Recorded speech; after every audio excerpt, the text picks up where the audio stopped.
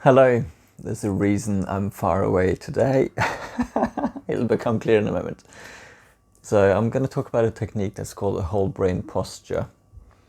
I'm coming back to the realm of when I was introducing EFT to help process emotions in particular.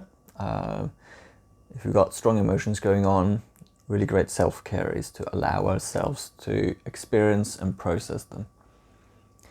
I alluded to some of this in the EFT video because really there's no such thing as a bad emotion.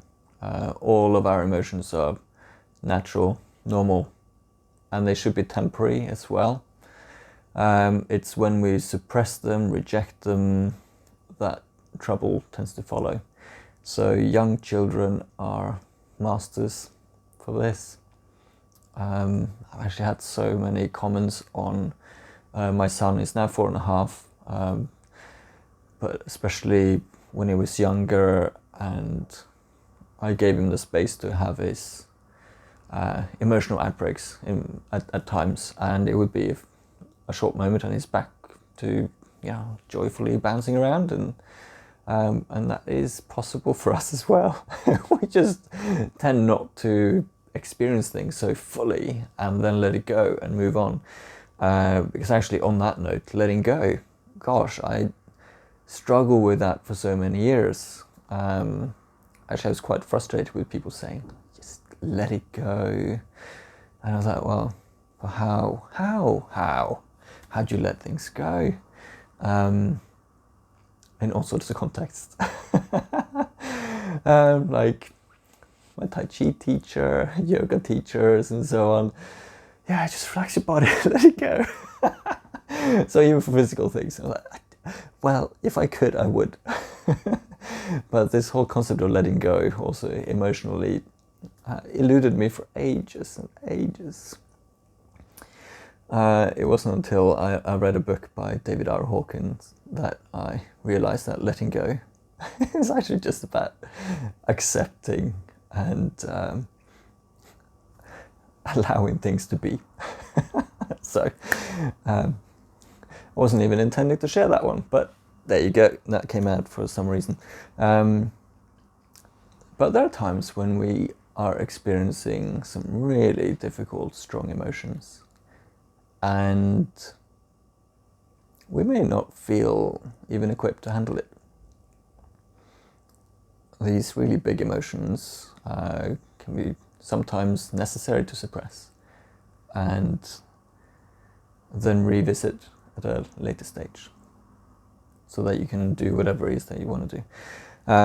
But if you ever heard of a term or a phrase to say to sit with your emotions, well, actually this might be a really great way for you to do that.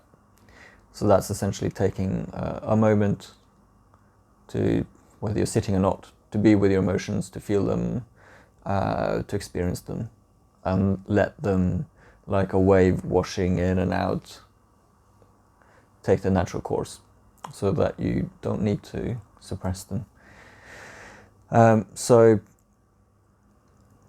the posture that I'm going to introduce to you now is something that I learned from a few different areas, and as far as I know, it comes from Brain Gym. Paul Dennison, I believe his name is, and this actually does things to neurologically to a great extent, and it relates to our hemispheres of the brain.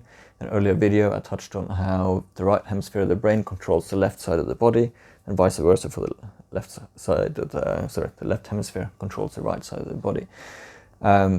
Any time that we cross the body, we're helping communication of the brain across the corpus callosum.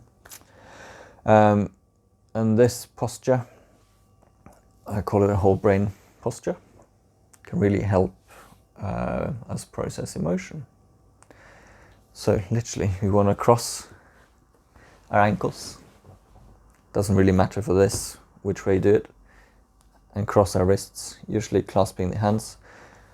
Then you can just rest them down here, or if it's more comfortable, bring them up to your chest. Sorry, that might have hit the microphone.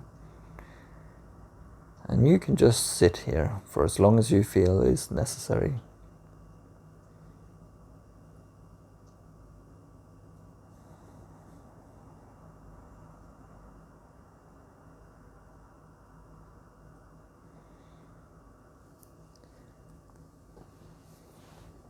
So that was a lot of talking just for that little posture.